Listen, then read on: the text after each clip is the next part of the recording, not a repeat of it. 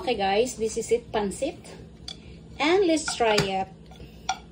Look at that. Chicken, vegetables. So, no need rice kasi kompleto na to. Merong protein, merong carbs, and merong veggies. And let's try the cauliflower. First time ko to lagyan ng cauliflower ang pancit. Good. Hi guys, nagluto ako ng pancit or pancit bihon. So, chicken lang ang inilagay ko. Tapos, ito ang aking mga veggies. Sino magkakalang lagyan ko siya ng cauliflower. May cauliflower kasi ako guys. Tapos, ayokong masayang siya. And may cabbage. Green cabbage din. Ito, green onions. So, nilagyan ko na nga pala ito ng mga seasoning. So, lahat yan. Inilagay ko lahat na seasoning na yan. Nandito na siya sa aking chicken. Then, para naman sa sa sabaw, lagyan ko siya ng chicken broth. Chicken broth ang ilagay ko guys. So, ito na ang ating bihon. Ginamit ko ang UFC na brand. So, ito na siya. Nilagyan ko na siya ng water. I mean, gihumol ba sa tubig. And I have my pancit canton. UFC din. So, the rest of my bihon, guys, inilagay ko siya dito sa aking transparent na container. See? Kitang-kita.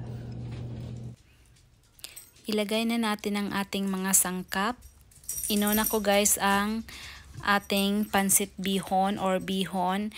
By the way, itong ating chicken, ano na to siya? Meron na tong seasoning. So, kayo nang bahala kung anong ilagay ninyong seasoning sa inyong pancit. And isunod na natin ang cauliflower. By the way, nilagyan ko ng cauliflower. Iwan ko. Basta meron akong cauliflower. Kung anong meron kayo, yun ang ilagay ninyo guys. And isunod ko naman ang head ng green onions or yung white part sa green onions. And next, itong ating canton. And, by the way, ang ginamit ko din ay UFC na brand na canton. And it's not sponsored. Binili ko to sa Sukle online store. And, haluin mo lang ng maigi. It's up to you guys if you want dry or medyo may sabaw na pancit canton. Ako gusto ko ng dry, kaya mag-adjust dito ang canton. So, more canton para magiging dry siya. And inex na natin ang ating green cabbage at saka ang green onions. At pagkatapos haluin lang siya. Haluin ng maigi para mix talaga lahat ng mga ingredients natin. And super easy lang itong pancit canton or pancit bihon na recipe guys. At saka paborito ko to. At minsan lang din kami makapagluto nito kasi mahal.